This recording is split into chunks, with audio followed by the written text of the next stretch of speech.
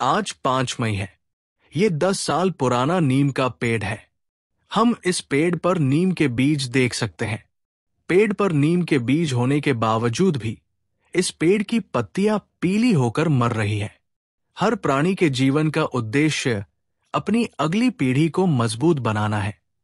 इस पेड़ में बीज है, जिसका मतलब है कि ये अपनी अगली पीढ़ी को बनाने का काम कर रहा है। ऐसी विकट स्थिति में भी पेड़ अपने पत्ते खो देगा तो इसमें बड़ी समस्या है। हमारे पूरे खेत में बड़ी संख्या में नीम के पेड़ हैं। लगभग सभी पौधे हरे और बीज वाले हैं। इस साल ये पेड़ अन्य पेड़ों की तुलना में बहुत जल्दी खिल गया। सुबह के 8 बजे हैं, फिर भी हम यहां देख सकते हैं कि आसपास की लताएं भी सूखी हुई है। तो इसका मूल कारण यह है कि हमने इस जगह पर प्याज के पौधे तैयार किए थे और उसे यही पानी दे रहे थे। इन प्याज के पौधों को लगभग 2 महीने तक हमारे बोरवेल से पानी दिया गया। उस पानी का TDS लगभग 2000 ppm है। इससे यहाँ की मिट्टी में बड़ी मात्रा में नमक मिल गया। इसीलिए यहाँ के पेड़ ऐसे हो गए हैं।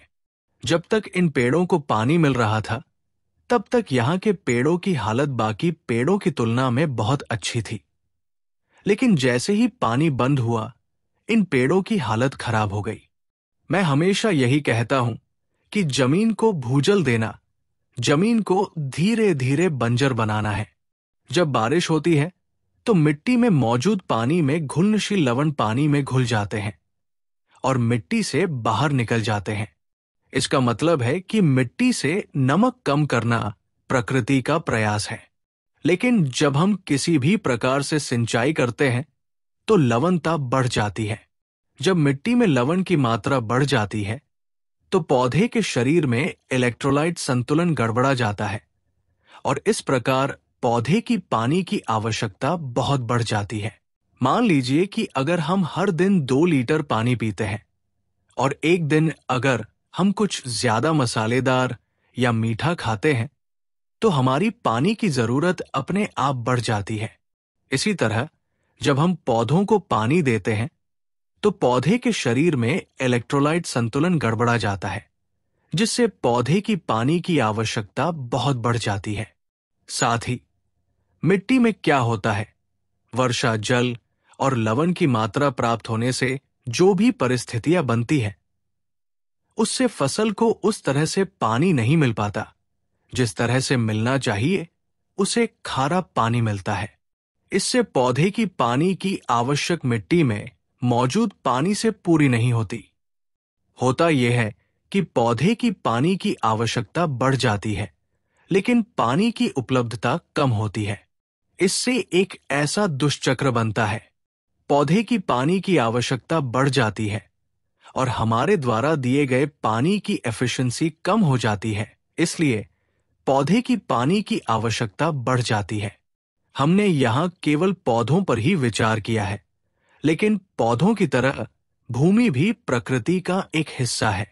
मेरा एक मित्र है जिसके पिता केवल बारिश के पानी से ज्वार की खेती करते थे।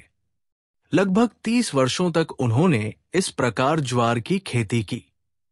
जब मेरे दोस्त ने खेती शुरू की तो उसके एक पड़ोसी ने एक कुआं खोदा था, लेकिन उस साल उस किसान को पानी की जरूरत नहीं पड़ी, चूंकि पानी बचा हुआ था।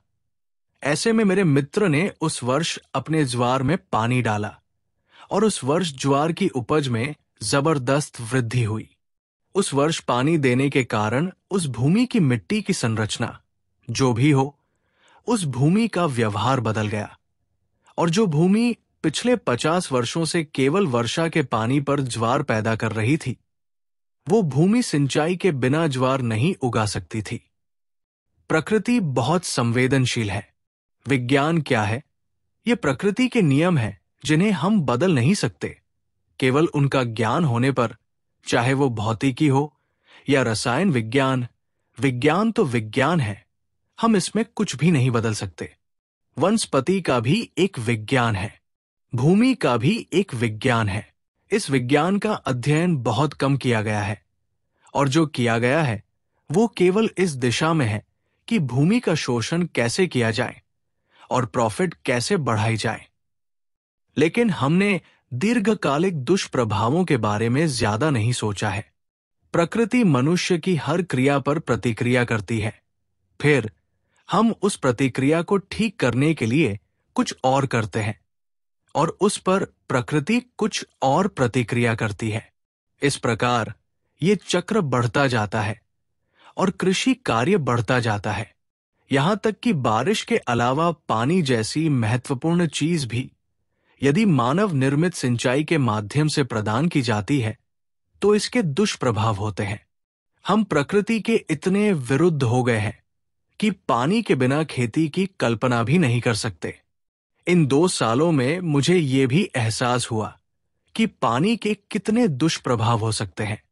फुकुओका ने अपनी पुस्तक नेचुरल वे ऑफ फार्मिंग में लिखा है कि जब वो अमेरिका गए थे तो उन्होंने देखा कि बहुत कम वर्षा वाले क्षेत्रों में भी बागवानी खेती बड़े पैमाने पर हो रही थी।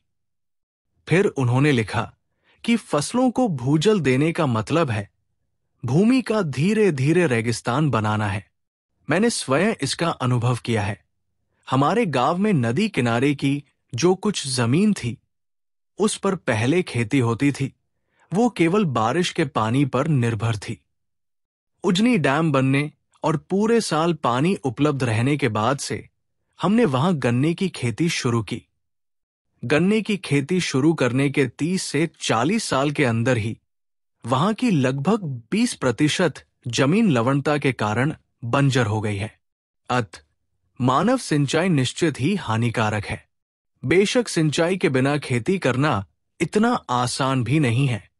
हमने प्रकृति के लिंक्स को इतना तोड़ दिया है कि अगर हम बिना सिंचाई के खेती करने की कोशिश करेंगे तो बहुत सारी समस्याएं खड़ी हो जाएंगी। मुझे भी अपने खेत में पानी बंद करने के बाद काफी दिक्कतों का सामना करना पड़ा। अब ये 10 साल पुराना पेड़ जो पहले पूरी तरह से बारिश के पानी पर निर्भर था, एक बार पानी आता है और फिर बंद हो जाता है और फिर ये पेड़ पूरी तरह से सूख जाता है।